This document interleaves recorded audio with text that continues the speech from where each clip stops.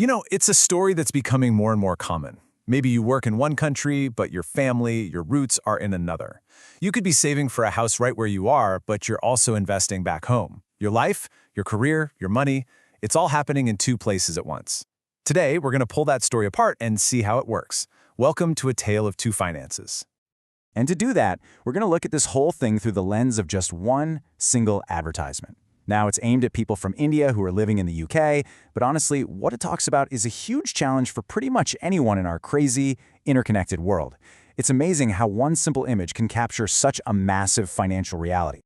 And really, that brings us to the big question, right? It sounds pretty simple on the surface, but believe me, the answer is anything but.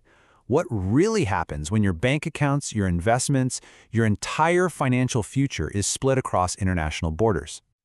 Okay, so let's get into the cross-border challenge. And look, this is so much more than just figuring out exchange rates or how much a wire transfer costs. We're talking about a really fundamental problem, trying to manage one financial life that has to follow two completely different sets of rules. The ad itself gives us the perfect word for it, right there in the text: complex. And that's not just some fancy marketing word. That one word, complex, is the absolute heart of the problem we're digging into, and it's the whole reason this specialized field of finance even exists.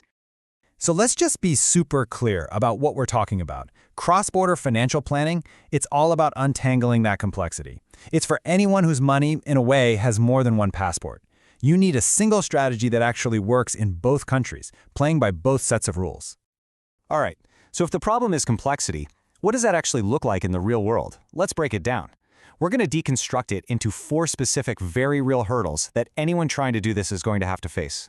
Think of these as the 4 big chapters of the whole cross-border challenge. First up, tax and compliance. Then we've got investments and pensions. After that, wealth management. And finally, and this is a big one, getting the right local support. Let's tackle them one by one. First up, the one that gives most people a massive headache: taxes.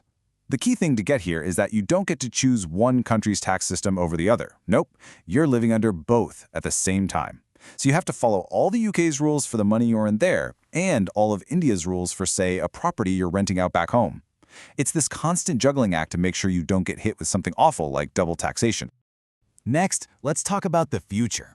How in the world are you supposed to plan for retirement when your pension is split between 2 different countries with totally different rules? An investment that looks like a genius move in the UK might have horrible tax consequences in India, or the other way around. It's just a maze of questions you have to find answers to. And that brings us to hurdle number 3, actually managing your wealth. It's one thing to just keep your money safe. It's a completely different ballgame to actually make it grow. How do you build one single smart strategy for growth when your money is scattered across different currencies, different stock markets, and 2 totally separate economies? And the final hurdle is just a practical one. Let's be real. You can't be an expert in everything everywhere. Financial rules are super local. You need someone who really gets the system in London, and you also need someone who knows all the ins and outs of how things work in Mumbai or Delhi. Okay, so we've laid out all the problems, those 4 major hurdles. So how do you solve this mess? Well, you don't try to climb over each hurdle one at a time. You build a bridge. And that's the real goal here. The solution isn't about trying to manage 2 separate financial lives in your head. It's about connecting them so they work together as one. That's the whole point. And that visual metaphor in the ad is so important. That arc they drew between the UK and India, that's not just a flight path on a map. It's meant to show you what this kind of advice does. It creates a single, smooth pathway between your 2 financial worlds. So the solution is really designed to tackle those hurdles head-on. First, it ensures compliance, which takes care of the tax problem. Then, it creates efficiency, which helps you untangle that investment and pension mess. And finally, it promotes growth across all your wealth, your total global wealth, which solves that big wealth management problem. So, why did we just spend all this time picking apart one single financial ad? Because what it's really showing us isn't just about planning between the UK and India. It's about the future of money for all of us. What this really points to is a much bigger trend. More and more of us are working remotely, living in different countries, and have families and friends scattered all over the planet.